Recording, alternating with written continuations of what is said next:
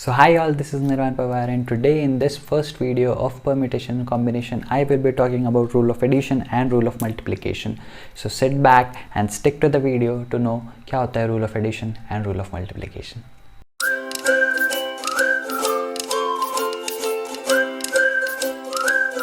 तो permutation and combination ये advanced version है बेसिक रूल ऑफ काउंटिंग का ही, राइट और बेसिक रूल ऑफ काउंटिंग के लिए ही मुझे रूल ऑफ एडिशन और रूल ऑफ मल्टीप्लिकेशन की ज़रूरत पड़ेगी. तो बेसिकली जब भी मैं नंबर ऑफ वेज कैलकुलेट करता हूँ किसी भी चीज़ का, तो मैं बेसिक रूल ऑफ काउंटिंग के हिसाब से ही करता हूँ कि टोटल नंबर ऑफ वेज कितने होंगे उसके लिए आइदर मुझे ऐड करना पड़ेगा या basically total number of veg को काउंट करना पड़ेगा. और उसी चीज़ को सिंप्लीफाई करने के लिए मैं रूल ऑफ एडिशन और मल्टीप्लिकेशन का यूज़ करूँगा. हाउएवर धीरे धीरे जैसे केसेस कॉम्प्लिकेट होते जाते हैं, जैसे जैसे manual counting even by using the rule of addition और मल्टीप्लिकेशन डिफ़िकल्ट हो जाता है, तब जाके मैं परम्यूटेशन कॉम्बिनेशन वाले कॉन्सेप्ट को पिक्चर में ले आता हूँ. सही है. तो बेसिक चीज़ क्या है, रूल ऑफ एडिशन और रूल ऑफ मल्टीप्लिकेशन है, जिसी का फिर एडवांस वर्जन बाद में परम्यूटेशन कॉम्बिनेशन के फॉर्म में हमको दिखेगा. राइट. तो रूल ऑफ एडिशन को पहले समझेंगे और उसके बाद रूल ऑफ मल्टीप्लिकेशन को समझेंगे. रूल ऑफ एडिशन को समझने के लिए again I will give you an example. क्या करूँगा मैं, सपोज़ मैं एक ए पॉइंट पर हूँ, सही है, और मेरे पास में तीन अलग अलग पॉइंट्स है बी, सी एंड डी. क्या बोला मैंने, मैं ए पॉइंट पर हूँ फिलहाल और मेरे पास तीन अलग अलग पॉइंट्स है बी, सी और डी. मैं चाहता हूँ कि मैं बी, सी या डी में से किसी भी एक पॉइंट पर चले जाऊँ. ध्यान से सुनना, मेरे हर एक वर्ड को ध्यान से सुनना. मैंने बोला कि मैं ए पॉइंट से चाहता हूँ किसी भी एक पॉइंट पे पहुँचना, या तो मैं बी पे पहुँचूँ, या तो मैं सी पे पहुँचूँ, या तो मैं डी पे पहुँचूँ. ध्यान देंगे इसके ऊपर. मैं आपको डिफाइन कर देता हूँ कि कितने नंबर ऑफ पॉसिबल वेज हैं. ए पॉइंट से बी पॉइंट तक जाने के लिए सपोज मान लेते हैं मेरे पास दो पॉसिबल वेज है. कितने पॉसिबल वेज है, दो पॉसिबल वेज है. राइट. ए से सी जाने के लिए सपोज मान लेते हैं मेरे पास में तीन पॉसिबल वेज हैं. राइट. तो मेरे पास तीन रास्ते हैं बेसिकली, जिन तीन रास्तों को फॉलो करके मैं ए पॉइंट से सी पॉइंट पर पहुंच सकता हूँ. और डी पॉइंट पर पहुंचने के लिए मान लेते हैं मेरे पास सिर्फ एक ही रास्ता है. ठीक है, एग्जांपल लिया है, रैंडम एग्जांपल है. अब मैं चाहता हूँ, जो मैंने आपको इनिशियली भी बोला कि मैं चाहता हूँ मैं ए पॉइंट से बी, सी और डी में से किसी भी एक पॉइंट पर पहुँचूँ. तो basically when I am saying I have to go from point A to point B और पॉइंट सी और पॉइंट डी. तो जहाँ कहीं और वाला केस आ जाता है, जहाँ कहीं और वाला केस आ जाता है, वहाँ पर मैं रूल ऑफ एडिशन का यूज़ करता हूँ. और का मतलब क्या, कि जितने भी नंबर ऑफ पॉसिबिलिटीज़ है उनमें से मुझे कोई एक चीज़ करनी है. मैं सारी चीज़ नहीं करना चाहता, मैं कोई एक चीज़ करना चाहता हूँ. जो आप लोगों ने 12th स्टैंडर्ड में भी पढ़े होंगे, अगर लॉजिक गेट्स अगर आप लोगों को पता है, अगर आप लोगों को याद है और अगर आपको समझ में आया होगा वो टॉपिक, तो एक होता है और गेट, एक होता है एंड गेट. और में क्या होता है कि आइदर और वाली पॉसिबिलिटी होती है और एंड में दोनों पॉसिबिलिटीज़ कंसिडर की जाती है. राइट. तो rule of addition is very much related to either or वाली सिचुएशन. तो जब कभी मुझे, मेरे पास ऑप्शन जितने अवेलेबल है उसमें से मेरे पास चॉइस करने का ऑप्शन होता है कि बी, सी और डी में से मैं किसी एक पॉइंट पर जाना चाहता हूँ, उस केस में मैं क्या करूँगा, total number of veg find out करने के लिए मैं ये जितनी पॉसिबिलिटीज़ हैं इनको क्या कर दूंगा, सिंपली ऐड कर दूंगा. तो मैं लिख दूंगा 2 + 3 + 1. कितना हो जाएगा, ये 6 हो जाएगा. राइट. तो ए से बी, सी और डी में से किसी एक पॉइंट पे पहुंचने के टोटल नंबर ऑफ वेज कितने हो गए, मेरे पास 6 वेज हो गए. सही है. तो मैंने क्या किया, मैंने जितने टोटल नंबर ऑफ पॉसिबिलिटीज़ थी, बी पहुंचने की 2 पॉसिबिलिटी, सी पहुंचने की 3 पॉसिबिलिटी, डी पहुंचने की 1 पॉसिबिलिटी, ये सारी ही पॉसिबिलिटीज़ को ऐड कर दिया. राइट. और मैंने ऐड क्यों किया, बिकॉज आइदर और वाली सिचुएशन थी, so I had an option to choose. और जब मेरे पास ऑप्शन होता है टू चूज़, जब मैं सारे ऑप्शंस में से कोई एक ही ऑप्शन एट अ टाइम करना चाहता हूँ, ऐसे केस में मैं इन सारे ऑप्शंस को ऐड कर देता हूँ and that is known as rule of addition. तो टोटल नंबर ऑफ वेज कितने हो जाएंगे, 6 हो जाएंगे.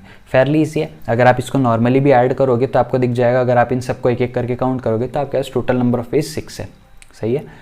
तो this is what is known as rule of addition. अब आगे बढ़ते हैं और समझते हैं रूल ऑफ मल्टीप्लिकेशन क्या होता है. सही है. अब रूल ऑफ मल्टीप्लिकेशन के लिए फिर से मैं एक एग्जाम्पल दूंगा. मान लेते हैं आप पॉइंट ए पर हो, सही है, और आपको पॉइंट सी पर पहुंचना है. लेकिन ए पॉइंट से सी पहुंचने के लिए आपके पास बीच में एक पॉइंट आता है बी. ए से सी पहुंचने का डायरेक्ट रास्ता आपके पास अवेलेबल नहीं है, आपको बी से होते हुए ही सी पे जाना है। सही है क्या? और यहाँ तक आई होप कंडीशन क्लियर हो गई, राइट? मैं ए से सी जाना चाहता हूँ, लेकिन ए से सी जाने का मेरे पास डायरेक्ट रास्ता नहीं है, मुझे बी के थ्रू होते हुए ही सी पे पहुँचना है। ए से बी पहुँचने के मान लेते हैं मेरे पास 2 तरीके। कितने तरीके हैं? 2 है। और बी से सी पहुँचने के मान लेते हैं मेरे पास 3 तरीके। सही है? तो 2 रास्ते हैं जो मुझे ए से बी ले जा सकते हैं, 3 रास्ते हैं जो मुझे बी से सी ले जा सकते हैं। मेरा अल्टीमेट गोल क्या है कि मैं स्टार्ट करूँ एट पॉइंट ए और एंड करूँ एट पॉइंट सी। सही है? इस केस में ध्यान देना, जब मैं टोटल नंबर ऑफ वेज की बात करूँगा, तो मुझे ए से सी पहुँचना है, राइट? तो मेरे पास 2 पॉसिबिलिटी है ए से बी की, और बी से सी की 3 पॉसिबिलिटीज़ है। क्या मेरे पास ऑप्शन है कि मैं 2 वेज चूज़ करूँ या 3 वेज चूज़ करूँ? नहीं, मेरे पास ऑप्शन नहीं है। क्यों ऑप्शन नहीं है? क्योंकि मुझे ए से सी पहुंचना है तो मुझे बी के थ्रू होकर जाना ही है। तो मेरे ऊपर कंपल्शन है कि मुझे ए से बी भी जाना पड़ेगा और बी से सी भी जाना पड़ेगा, है ना? मैं कोई भी चीज़ को स्किप नहीं कर सकता और मुझे दोनों चीज़ों को कंसिडर करना पड़ेगा। And in this situation I use the rule of multiplication. तो मैं क्या करूँगा, पहले केस के लिए जो टोटल नंबर ऑफ वेज है 2 और दूसरे केस के लिए जो टोटल नंबर ऑफ वेज है 3, इनको मल्टीप्लाई कर दूंगा and 6 would be my total number of veg possible. अगर मैं आपको इसको मैनुअली कैलकुलेट करके दिखाऊं तो आपको समझ में आ जाएगा मैं किन 6 रास्तों की बात कर रहा हूँ। पहला रास्ता कि आप ए से बी इस रास्ते से जाओ और बी से सी इस रास्ते से जाओ, एक रास्ता हो गया। दूसरा रास्ता, आप ए से बी अगेन सेम रास्ते से जाओ लेकिन बी से सी इस रास्ते से जाओ, ये दूसरा तरीका हो गया। ए से बी सेम रास्ते से जाओ लेकिन बी से सी तीसरे रास्ते से जाओ, 3 केस हो गए। सिमिलरली मैं ए से बी वाले दूसरे वे के साथ में भी और 3 वेज कैलकुलेट कर सकता हूँ। तो जब मैं ऐसे मैनुअली कैलकुलेट करूँगा तब भी मेरा आंसर 6 आएगा। और उसको सिंप्लीफाई करने के लिए मैंने क्या किया, मैंने रूल ऑफ मल्टीप्लिकेशन यूज़ कर दिया कि मुझे ए से बी और बी से सी दोनों जाना कंपलसरी है, मेरे पास चॉइस नहीं है, मेरे पास ऑप्शन नहीं है। So this is not either और वाला case, instead this is and वाला केस। सही है? दिस इज़ नॉट आइदर और वाला case, instead this is and वाला केस। तो जब कभी एंड आता है, जब कभी मुझे टोटल अवेलेबल ऑप्शंस में से सारे ऑप्शंस करना कंपलसरी होता है, वहाँ पे I will be using rule of multiplication and I'll simply multiply the total number of possibilities that are available with me। सही है? तो मैंने रूल ऑफ एडिशन में क्या बोला कि जब कभी आपके पास आइदर और वाली सिचुएशन हो, जहाँ पे आपके पास ऑप्शन हो, जहाँ पे आपके पास चॉइस हो to choose one of the point, वहाँ पर आप सारी पॉसिबिलिटीज़ को ऐड करेंगे। और जहाँ कहीं आपके ऊपर कंपल्शन हो कि आपको जितने भी आपके पास ऑप्शंस है आपको सारे ऑप्शंस को ऑप्ट करना ही पड़ेगा, उन सिचुएशन में मैं रूल ऑफ मल्टीप्लिकेशन यूज़ करूँगा। मतलब एंड वाली सिचुएशन का मैं यूज़ करूँगा और एंड वाली सिचुएशन में मैं मल्टीप्लिकेशन साइन का यूज़ करूँगा। सारे नंबर ऑफ पॉसिबल वेज को आपस में मल्टीप्लाई कर दूँगा।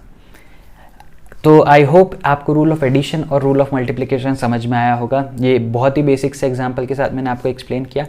और इस रूल ऑफ एडिशन और मल्टीप्लिकेशन का एग्जैक्ट इंपॉर्टेंस कितना ज़्यादा है इस पर्टिकुलर चैप्टर में, वो आपको तब समझ में आएगा जब मैं परम्यूटेशन कॉम्बिनेशन के क्वेश्चन सॉल्विंग सीरीज़ के ऊपर आऊँगा। वहाँ पर हर एक क्वेश्चन को सॉल्व करते टाइम जब आप देखेंगे इस रूल ऑफ एडिशन और मल्टीप्लिकेशन का एक्सटेंसिव यूज़ होते हुए, that would be the time when you will start appreciating the use of these 2 rules. So that's all I had for this particular video, and I'll come up with the next video of the series soon. Till then, stay tuned, be happy, be safe, take care, bye bye.